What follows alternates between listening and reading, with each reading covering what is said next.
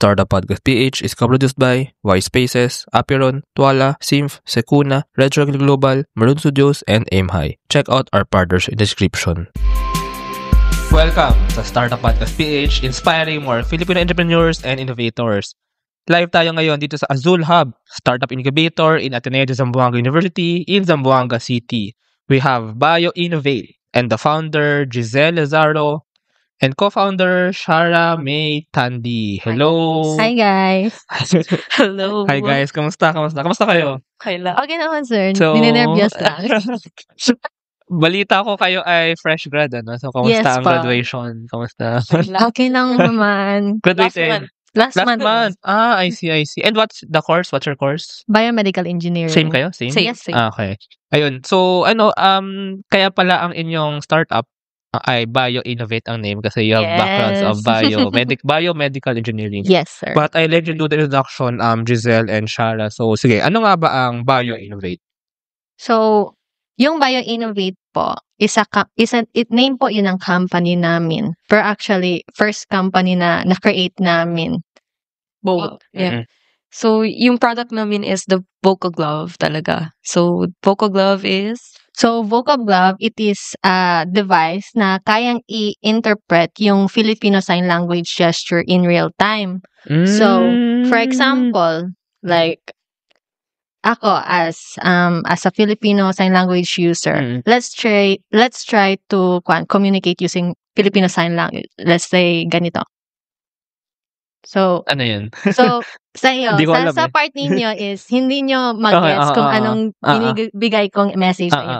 So, it means good morning. Okay. That is the Buenos- sign language. Ano yung good morning sa Chabacano? Sorry. Buenos dias. Buenos dias. Okay. Yes. Okay. Paano siya ma-interpret? I mean, when you do that, you mean sa... Hmm?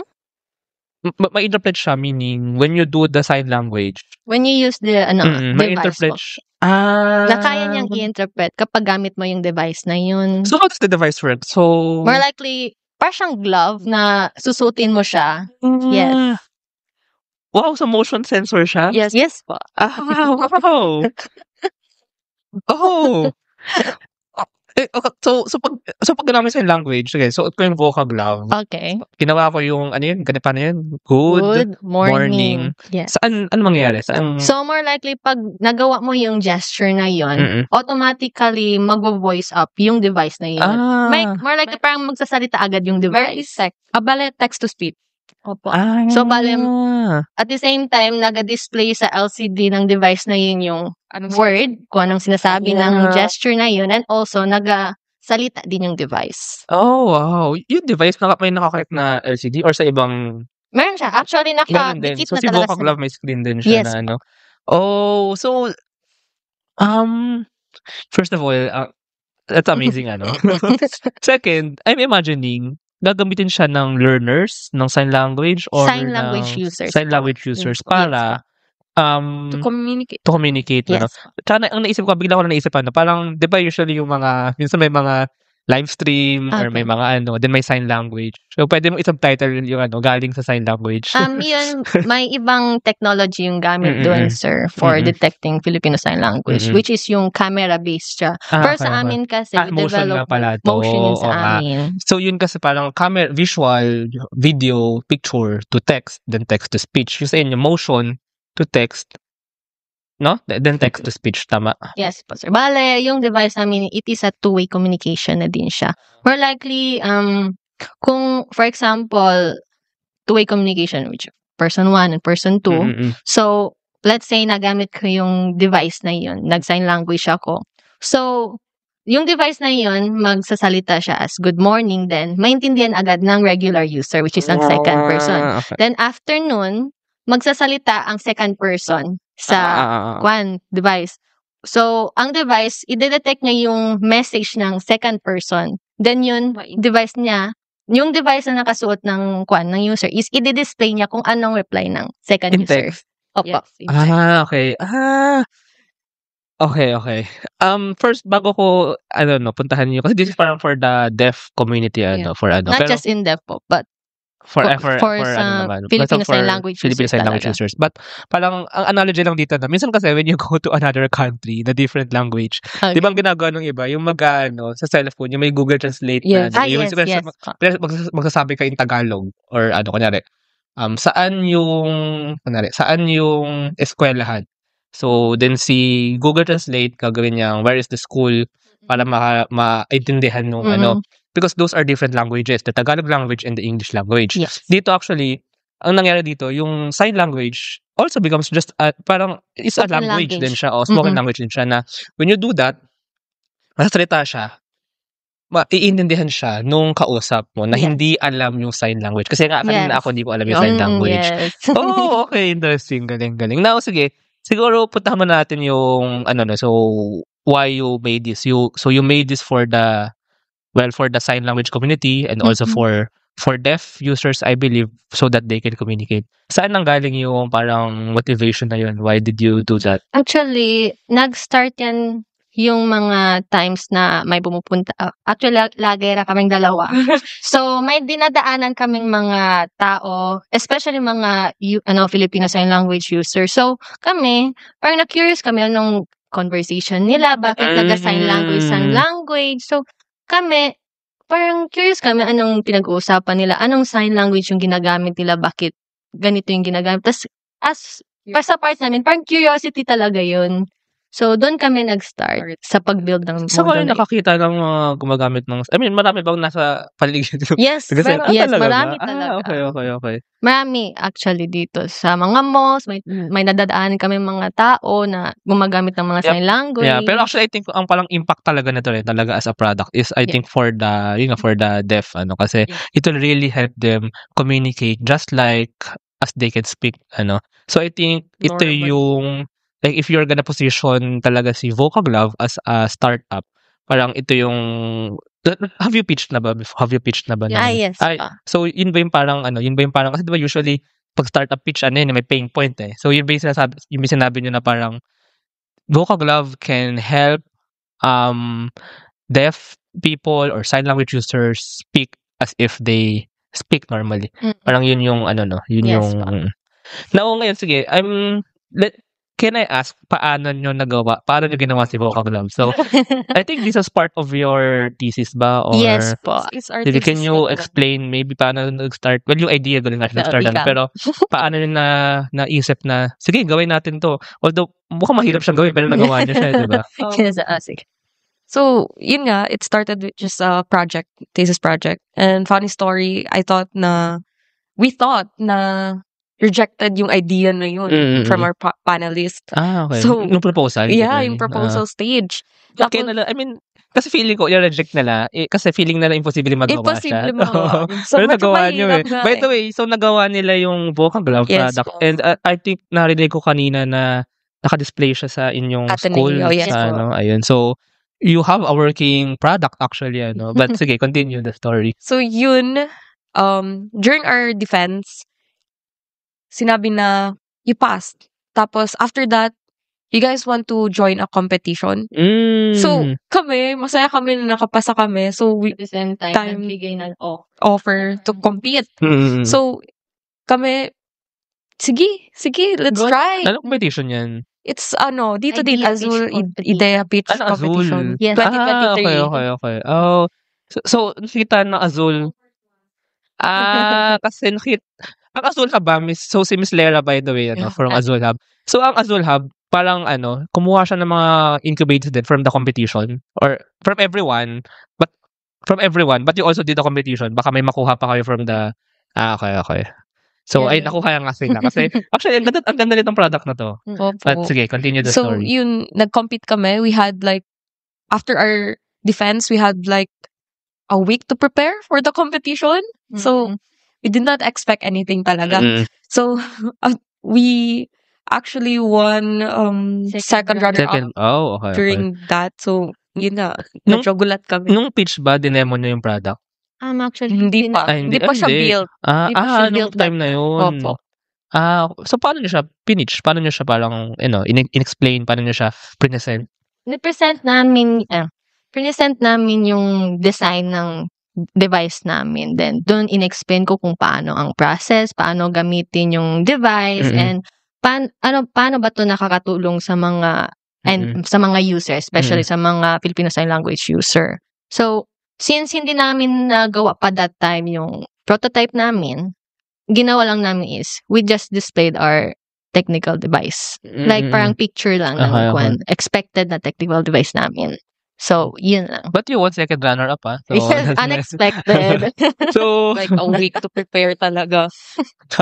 So, after that, dinevelop na yung product. Yes. Yes. So, paano naman yung development ng product? I mean, how did it happen? Saan kayo kumuha ng mga resources, materials? Or... Ikwento ko na lang sa ganito. Actually, thesis 1, na-defend naman namin the thesis 1 namin. Ay, first sem ba yun ng graduating year? Ganun, proposal? Ganun ba yun? Yeah, parang ganun. Tapos sa second sem, sa last semester ng last year, yung thesis 2, which is yung tarang defense na talaga. No? Opo. Okay. So, during sa thesis 2 namin, nag-order kami ng mga sensors na motion sensors sa Makers Lab, galing Manila. Okay. So, nagbili kami mga 5 pieces ng sensor na yun. Tapos, mga microcontrollers, nag-experiment kami ng mga components if compatible ba silang i-combine lahat or not. Can I ask lang muna, ang motion sensor, marami bang uri ng motion sensor? Actually, marami siya. Pero yung nagamit namin, yung iba, may mga motion sensors kasi na may pwede for bending, for movement, or for touch. Okay. So, maraming klase ng sensor na pwede gamitin. So, yung main sensor na ginamit namin is for flex sensor talaga. Flex sensor yung ginamit. Ano flex, sorry? More likely para siyang sensor na pahaba. Pero every time na i-bend mo siya, doon i-detect niya yung movement ng bending. Oh, this is interesting nga kasi sa sign language nga. Actually, yun yung major thing na nagawa nyo dito eh. Kayo yung nakapag-determine kung ano yung exact science or exact physics na nangyayari sa kamay.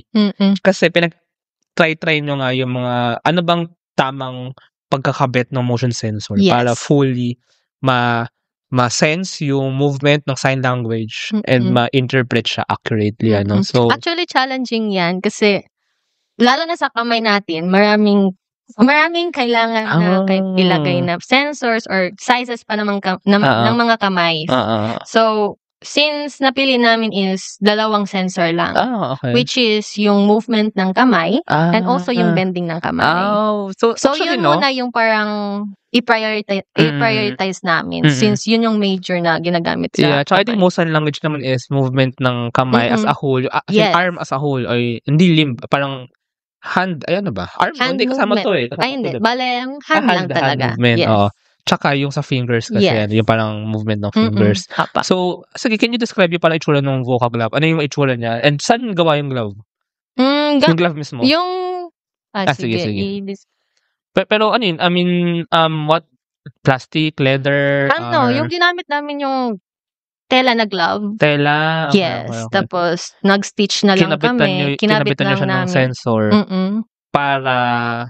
More likely parang glove. Tapos, kinabit na lang namin yung each sensors dito sa fingers. And also, yung isang sensor na kayang i-detect yung hand movement sa gitna ng... So, kaya ito yung kamay, ito yung glove. May sensor dito for the movement. Yes. May sensor... For the bending movement. For each finger? Or... Each finger talaga. Okay. So, 5. Yes. And then yung glove. And then yung parang device niya for the speech. For the speech, nakakabit lang man siya dito sa arm. Sige, pakita natin doon sa camera. Okay. Gets. Sige, kung pwede ipata sa camera. Makikita mo yan sa camera. Ayan. Sige, so, yan yung naka-display sa ating video. Sige. Patingin ulit. Sorry. Patingin. So, yan. Okay. So, basically, para siyang yung mga gloves ng mga nagmamotor. Yes, actually Tapos, kinabitan nyo ng 5 sensor sa bawat finger. Yes. For the flex sensing, no? Opo, and then, flex yung sensor. Isang sensor sa accelerometer sensor. Opo. Ang tawag dito. For the movement sensor. And then, yung device actually is medyo parang ka-size din nung... Mas maliit siya sa hand. Malaki siya. Pero kaya kinabit na lang namin siya dito sa arm. So, parang dito siya ikakabit sa arm dito sa arm. Parang BP cuff lang yung ginamit namin para ikabit yung mga components dyan. So, meron ding device dito yung sa device mismo. Meron din parang sensor for the I mean, Actually, yung sensor is nasa kamay lang talaga. ay, okay. Yes. I mean, yung parang yung magko-convert to text into speech. May microcomputer May dito. microcontroller po kaming ginamit. Yes. Oh. And si microcontroller na yung bahala na i-detect So, or kayo din nag-program i-analyze. nun? Nag-program po kami yun. Opo. Ang galing So, you mean si sensor, anong input sa kanya? May input siya malamang, diba? May input na flex. Hindi ko alam kung anong klase. Kasi yung binary ba yan or whatever. Pero, masa-sense na kung anong klase yung flex. Kung anong finger at anong klase yung flex, diba? Sa pagkuha namin, pag-build namin ng device, well, since flex sensor man yung nakalakay dito sa mga fingers, so yung dinedetect lang niya is yung values every time na nag-bend ang fingers. Values lang. More likely data yung kinokollect namin. So, yun. If i-convert siya sa sign language, I mean, parang combination siya eh. Masisense siya na, pag ito yung nangyari sa hand movement, ito yung na-flex na finger, ito yung word niya. Tama ba? Opa. More likely, group lahat ng mga data na collect sa sensor. Then, kung anong... Super amazing Sige, if example pa nga tayo ng ibang word, can you give, aside from good morning, ano bang ibang More likely, ang tawag dito is walang anuman. Okay. Parang you're welcome. Walang anuman, ganito. Yes. So, masisense yung sa hand, no? Yes po. Hand lang siya, wala siyang finger eh, no? Yes, okay lang. Yan, kahit wala siyang bending sa finger. As long as may movement siya sa hands, doon madedetect niya clearly. Madedetect yung parang yung ganit na yung hand ay nagganitong... Yes po. As in yung parang kasi 3D na sensor. I mean, XYZ na dimension. Yes, opo. Okay. Okay, sige, isa pang example. Last example ng sign language para More likely yung kuha namin na present namin mga gesture is tawag doon is mga dynamic gesture. So yung try natin yung static, which is mga numbers. Wala, isang movement lang ginagamit, which is ganito. So, okay. So, one lang. So, one to. So, kapag ganito yung gesture mo, madedetect na yan agad ng device, which is mag-output as one. Actually, malaking bagay na yun yung mga ganung simple na So, at least masasabi siya one. So, more likely yung focus namin na i-train yung device na yun is sa static gesture and dynamic gesture. So, when it comes to static gesture is isang position lang yung gagalaw na yung hand mo.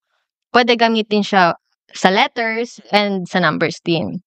So, sa thesis namin is numbers yung ginamit namin para i-test sa device, which is static movement yun. Okay, gets. So, for the dynamic naman, 15 gestures yung napili namin. So, my greetings, my family name, may mga colors. So, colors? Yes po. Paano sinasign language ng colors? So, actually mahirap yung sa colors. Kasi color yun. I mean, ano yung makikita mo yun? So, tatlo yung colors na napili namin, which is pula, dilaw, and verde. Okay. So, yung pula is ganito. So finger yan sensor. More likely nag-move talaga yan. Pula. So, sa dilaw naman is ganito. A. Yes. Sa Yellow verde kasi naman is ganito. Wait, sorry, yung sa A, ay yung sa dilaw. Hand movement siya, no? Yes, pero gumagalaw siya. Tsaka naka-flex kasi yung second, third, and fourth finger. Yes po. So, masisense yun, no? Pag na-sense na nakababa yung second, third, and fourth finger, tapos nagganitong movement, that's the A. That's the dilaw. Okay. Yung, ano ko verde? Yes, yung verde is ganito. Okay, barrel. Tapos, may hand movement din siya. Yes pa. And you said kanina na, I'm just thinking, on if it's okay to share, how did you make the device learn on paano i-interpret, paano i-translate yung motion into text? Parang may manual na siya na if ito yung sensor input, ito yung magiging output. Or kasi ang espiritu pwede siyang i-train as in i-learn. Machine learning. Machine learning. Opo. So, machine learning na to? Or... Opo. Machine learning siya. Amazing! Okay, that's super amazing. 1 year talaga. 1 year talaga yung pag-build ng... Kasi I'm thinking, may dalawang way to teach the device eh. Yes. Pwede i-manual nyo na pag ganito yung movement, ito yung good morning siya or dilaw siya, ganyan. Or pwede nga rin na machine learning. So, you mean, meron kayong mga video or mga picture or parang meron kayo mismo gumawa ng mga ganyan. Yes. Doon nyo yung data. Ganito ang ginawa namin. Since matagal. So, 400 times. Kayo lang or iba-ibang tao? Kami lang. Kayo lang. Di baka iba't ibang sizes din. Meron din mga ibang tao. Sila match. Okay. So, as in, may black kayong data niyan ng mga Opo, actually hand umabot movements. siya kasi 25 gestures kasi yun So, each gesture kailangan mo siya i-collect 100 times. 100 times na iba-ibang tao yan? Or iba't ibang or 100 times isang tao? Sa isang tao. Opo. Okay. So, umabot siya thousands yung data namin. Okay, ang galing Ang galing nito. Ito yung totoong, well, this AI, I mean, AI siya, and AI siya na talagang may gamit, at least for the community of sign language users, May gusto na i-comment dito, kasi minsan, may mga nagsasabi na medyo deep and Minsan may mga nagsasabi na, parang mga student startups parang kasi from the thesis, pero actually from student startups diyan ka makakita ng mga sobrang amazing na mga na mga so I think yun din ang role ng mga TBIs I mean, it's kind of a hard role din na maghanap ng mga amazing student projects and siya kasi as a TBI Azul Hub parang tutulungan kayo na gawin siyang parang product talaga na pwedeng i-commercialize, pwedeng ilagay sa market. Pero ang gandang combination nun actually, kaya fan ako naman TBIs. Kaya ako sa Startup Podcast PH, I've been to many TBIs na kasi ang dami may mga nakakausap ako na talagang ang saya. Actually, saya ko pag nakakita ko ng mga ganito. Kasi these are actually inventions. These are actually Filipino inventions na dapat mas maraming tao pang makaalam. So, sana mas maraming tao pang makaalam about the Voca Glove. And ayun nga, I think with the help naman of si Azul Hub, ma-develop si product further and ma-put out siya into the market. Yes, hopefully.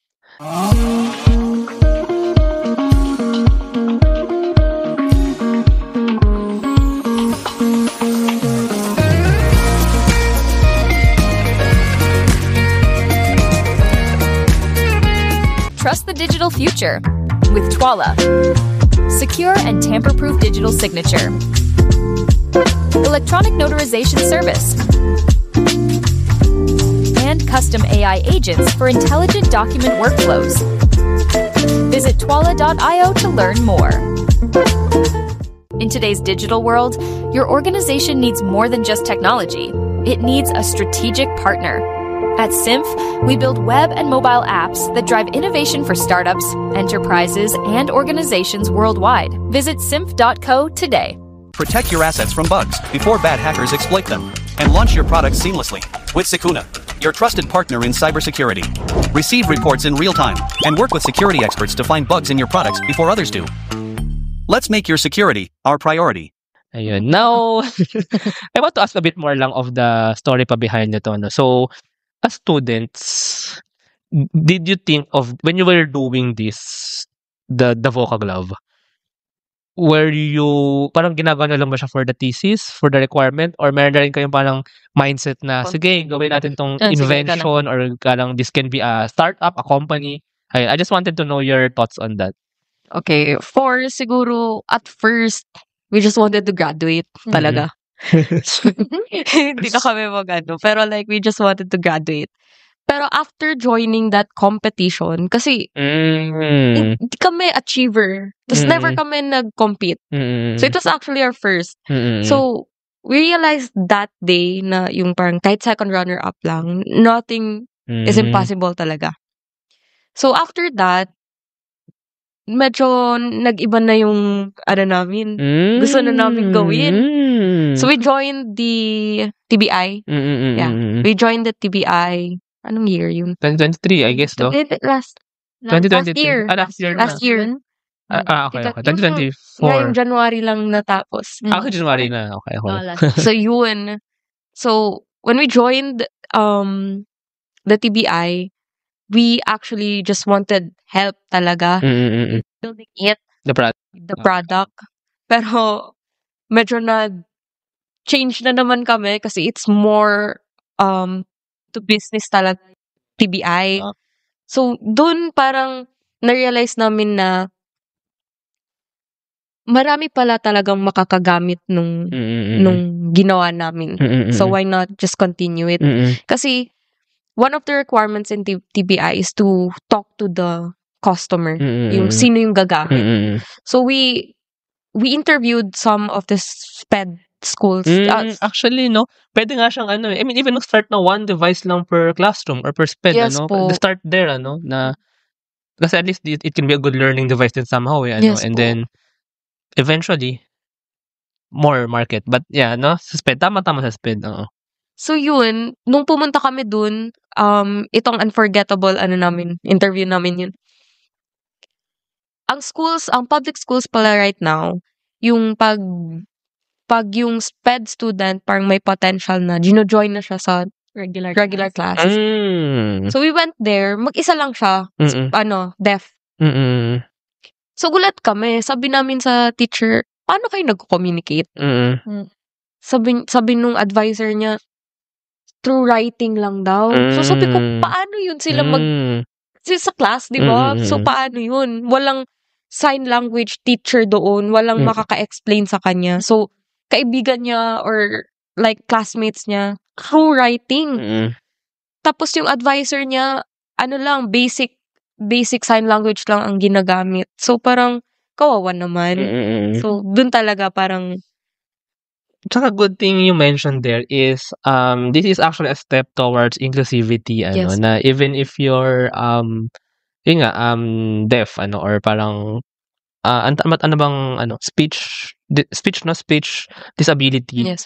You can actually gonna be a normal person, Yes. diba? So I think yun naman ang goal natin in an inclusive world na pare-pareho ang tingin sa lahat. Pare-pareho lahat. I mean, walang hindi mo siya titignan sa disability. Rather, it's actually like a trait nga and with the help of these devices, 'di ba?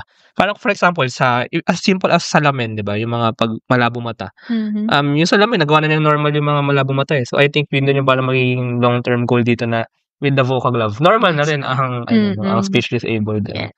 But anyway, another thing I want to comment on kasi kanina you mentioned na you just did this for the requirement Yeah. but nung dumating si TBI you wanted to do more na kasi yun din yung na-realize ko na nagagawa ng mga TBIs and I'm not sure if I think alam naman ng mga TBIs nila na kasi they also have the parang for example sa Pilipinas kasi hindi pa sikat ang mga startups, 'di ba? Yes. Hindi pa masyado sikat ang mga startups. So malaking bagay din sa ginagawa ng mga TBIs yung parang education or yung parang evangelization na these researches, yung mga ginagawa ng mga students can actually still do more. And the fact na nagawa ngayon ng TBI for you, no? So parang that's a big testament din sa mga nagagawa ng TBIs na it can further more kumbaga yung mga ginagawa ng mga students is mas mabigyan ng purpose, kumbaga, and ng value. Ayun, na medyo we ended our thesis or like project final requirement sa school with a purpose talaga. And also, I want to go back a bit lang So, kayo namang dalawa, paano kayo naging groupmates or sa thesis? Paano kayo? Actually, best friends kaming dalawa. Okay. So, matagal lang kayo magkakilala. Opo. Medyo konti lang kasi kami sa course. Okay. So parang yun na nga. Biomedical engineering. Here in Adzu. Yes po.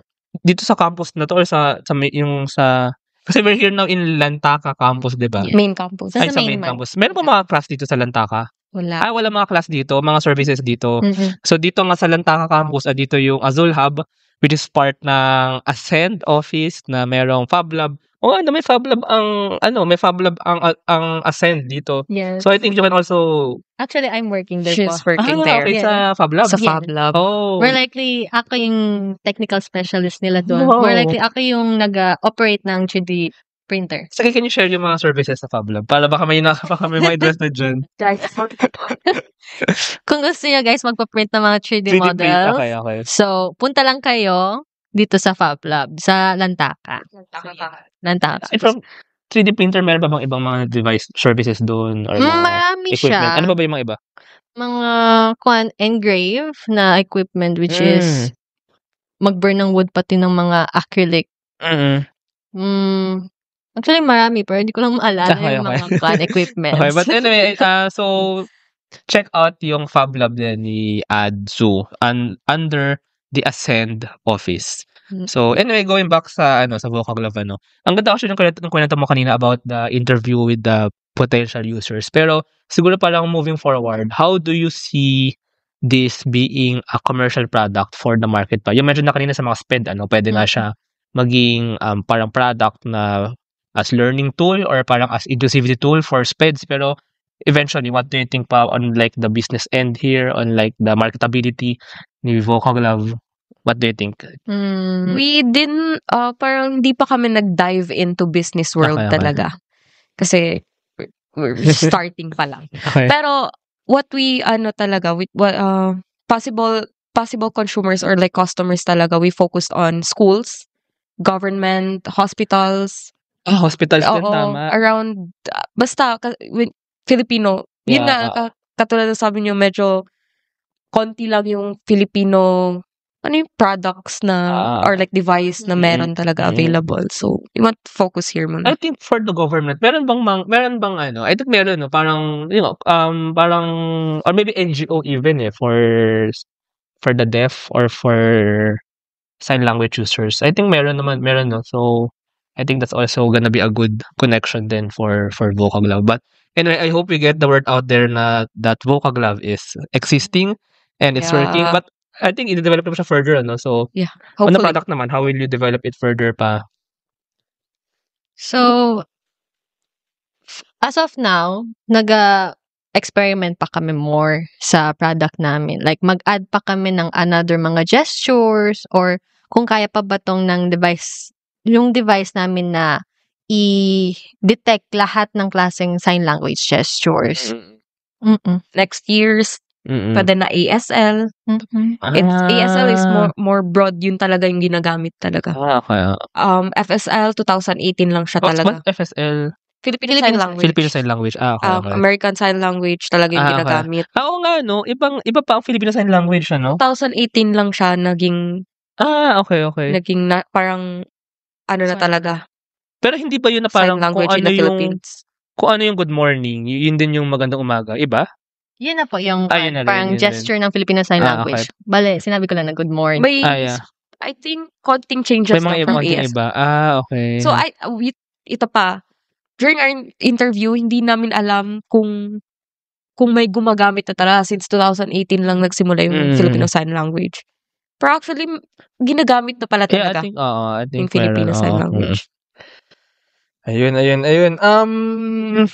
Future plans niyo pa, our vision, maybe vision. Do you see a world? Wow, medyo mas malayo tayo. May mga 20 years. 20 years. Do you see a world nga na si Vocalove ay parang it's a normal thing, device that's being used by Filipinos? What do you think of the further? Kasi this actually this is a startup na medyo malayo ang malayo impact.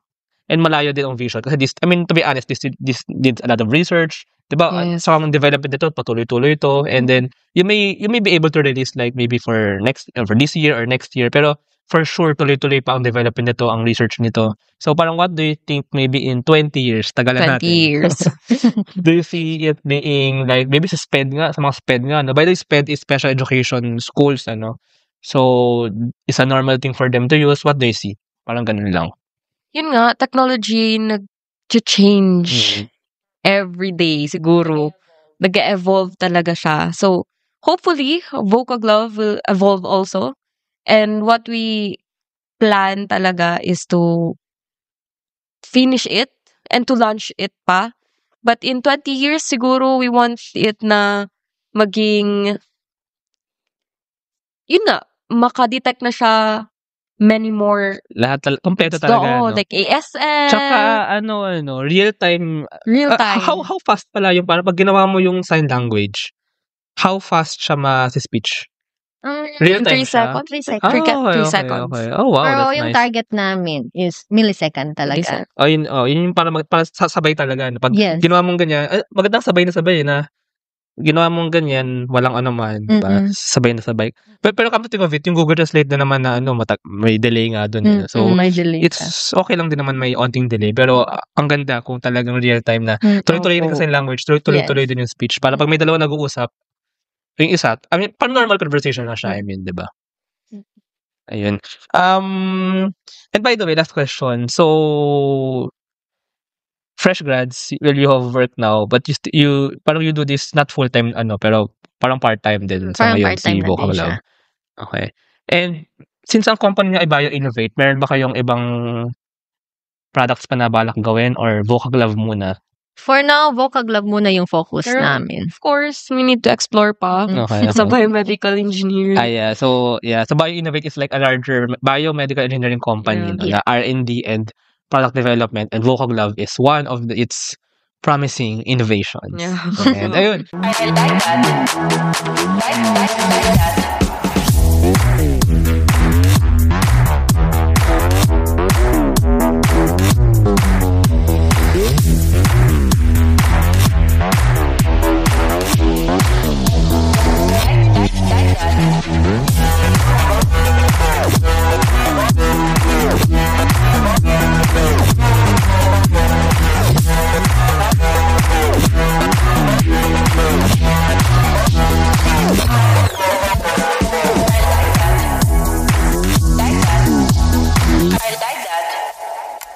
Introducing Aim High. Smarter construction management starts here.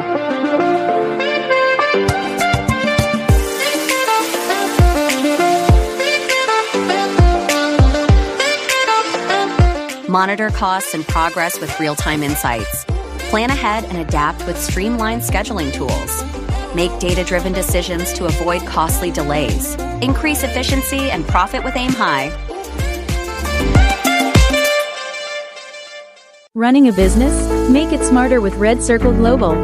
Streamline operations, boost productivity, and manage everything in one powerful ERP system. Book your free business demo today at redcircleglobal.com, guided by one of our top experts.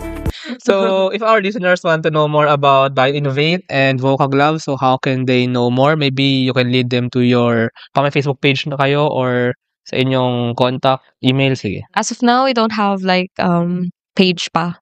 But you may, if you're interested talaga, you may email us sa bioinoph@gmail.com.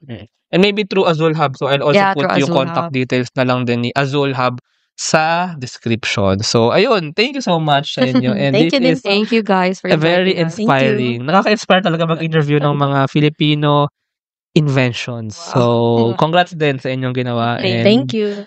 All the best. More power sa Thank you Vocab so Lab. much. Thank you. And thank you sa mga nakinig. Salamat.